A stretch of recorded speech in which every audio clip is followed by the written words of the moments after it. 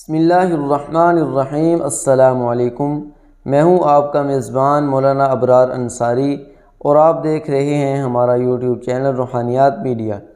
تو آج کی اس ویڈیو میں آپ کو بتاؤں گا اولاد نرینہ اور حفاظت حمل کے لیے، نرینہ اولاد کے لیے وظیفہ اور حمل کی حفاظت کے لیے وظیفہ۔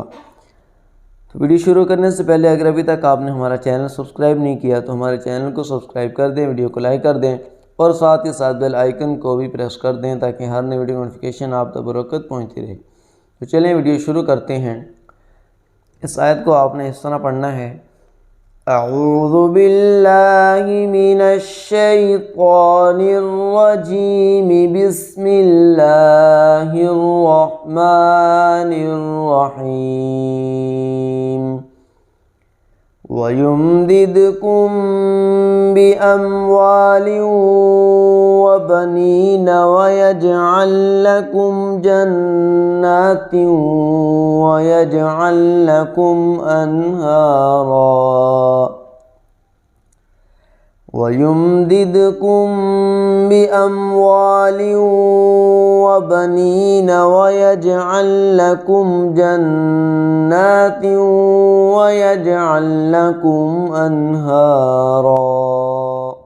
ترجمہ: اور تمہارے مال اور اولاد میں ترقی دے گا اور تمہارے لیے باغ لگا دے گا اور تمہارے لیے نہریں بہا دے گا۔ فائدہ: اگر آپ کے یہاں اولاد نرینہ نہیں ہے تو حمل ٹھہرتے ہی 9 مہینے تک 11 مرتبہ روزانہ پڑھیے۔ رزق کی تنگی کو دور کرنے کے لیے بھی اس دعا کو روزانہ 7 مرتبہ پڑھیے۔ یہ دعا 2 چیزوں کے لیے ہے۔ ایک تو حمل ٹھہر جائے پھر اس کی حفاظت کے لیے، کہ جب حمل ٹھہر گیا پھر اس کی حفاظت کے لیے 9 مہینے تک 11 مرتبہ اس دعا کو پڑھنا ہے۔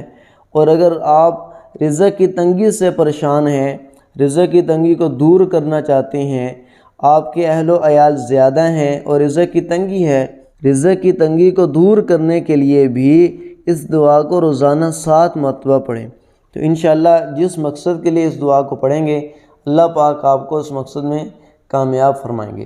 آپ کو یہ ہماری ویڈیو اچھی لگی ہے تو ہماری ویڈیو کو لائک کر دیں، چینل کو سبسکرائب کر دیں اور ملتے ہیں اگلی اچھی ویڈیو کے ساتھ۔ تب تک کے لیے دیں اجازت۔ اللہ حافظ۔